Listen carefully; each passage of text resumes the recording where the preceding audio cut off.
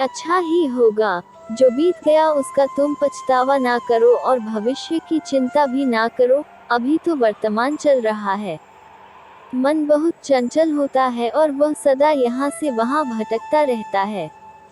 अशांत मन को योग और ध्यान का नियमित अभ्यास कर वश में किया जा सकता है। इस युद्ध में तुम्हारा क्या गया, जो तुम रो रहे हो? तुम क्या लेकर आए थे? जो खो दिया तुमने, क्या तुमने पैदा किया था? जो खो दिया तुमने, तुम ना कुछ लेकर आए थे, ना कुछ लेकर जाओगे। जो कुछ लिया था वह यहीं से लिया था, जो दिया यहीं पर दिया। जो कुछ भी तुम्हें मिला वह भगवान से मिला, जो तुमने दिया वह भी भगवान को ही दिया। तुम खाली हाथ ही यहाँ पर आए थे, खाली हाथ ही जाओगे। जो आज तुम्हारे पास है वह कल किसी और के पास होगा, परसों किसी और के पास ही होगा। तुम इसे सत्य समझकर खुश रहो, बस यही बात तुम्हें अंदर से खुश कर सकती है। परिवर्तन ही तो संसार का नियम है। जिसे तुम मृत्यु समझते हो वही तो एक नया जीवन है। इस संसार में तुम एक ही क्षण में करोड़ों के स्वामी बन जाते हो, तो वही दूसरे सर दरिद्रे भी बन जाते हो।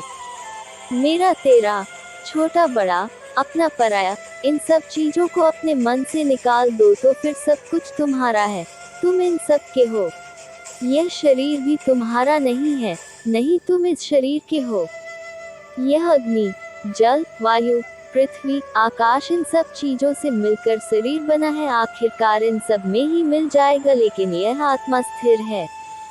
भगवान श्री कृष्ण ने इस उपदेश में यह बताया है कि क्रोध से मनुष्य को भ्रम पैदा होता है और भ्रम में वह अपनी बुद्धि का विनाश कर बैठता है।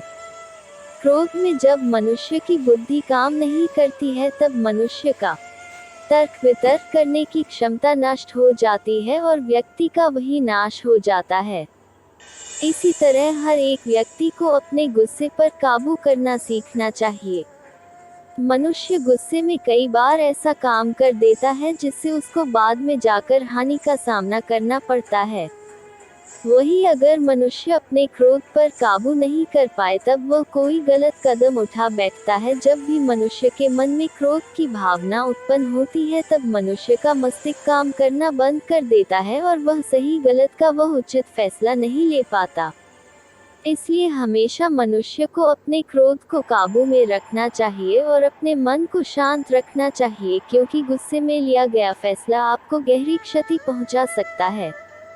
भगवत गीता सार में भगवान श्री कृष्ण ने ऐसा भी कुछ बताया है कि मनुष्य अगर सच्चे मन से भगवान की पूजा आराधना करते हैं, अपना पूरा ध्यान सच्चे मन से भगवान की ओर लगाते हैं, तो उन लोगों को अवश्य ही सिद्धि की प्राप्ति होती है।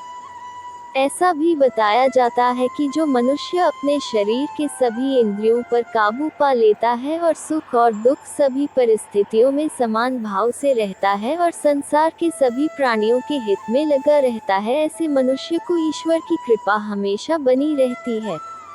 जो मनुष्य अपने सभी काम में मन लगाकर अपना कार्य करते हैं और वह छोटे से छोटे कार्यों में भी खुशी ढूंढ ही लेते हैं, वह लोग निश्चित ही अंत में सफलता प्राप्त करते हैं। वहीं दूसरी तरफ ऐसे मनुष्य भी होते हैं जो अपने काम को बस एक बोझ समझकर बस पूरा कर देना चाहते हैं और अपने किसी भी काम को पूरा सही ढंग से नहीं करते हैं, तो ऐसे मनुष्य हमेशा ही अपने जीवन में पीछे रह जाते हैं। भगवान श्री कृष्ण ने गीता सार के माध्यम से एक बहुत बड़ी ज्ञान की बात कही है। जो मनुष्य बहुत मतलबी होते हैं और उनको बस अपने मतलब से मतलब होता है और वह अपना मतलब पूरा करने के लिए कुछ भी कर सकते हैं, उन लोगों का कभी भी भला नहीं होता।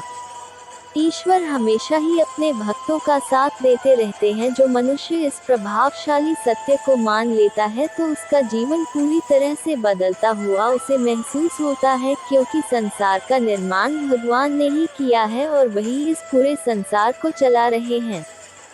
शक करना एक ऐसी आदत है जो मजबूत से मजबूत रिश्ते को भी खतरे में डाल देती है।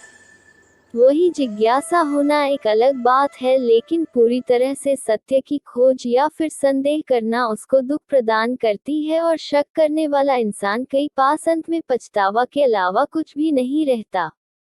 जो हुआ वह अच्छा हुआ, जो हो रहा है वह अच्छा हो रहा है, जो होगा वह भी अच्छा ही होगा। तुम भूत का पश्चाताप न करो, भविष्य की चिंता न करो। वर्तमान चल रहा है। जो हुआ वह अच्छा हुआ, जो हो रहा है वह अच्छा हो रहा है, जो होगा वह भी अच्छा ही होगा। तुम भूत का पश्चाताप न करो, भविष्य की चिंता न करो। वर्तमान चल रहा है। नरक के 3 द्वार होते हैं, वासना, क्रोध और लालच।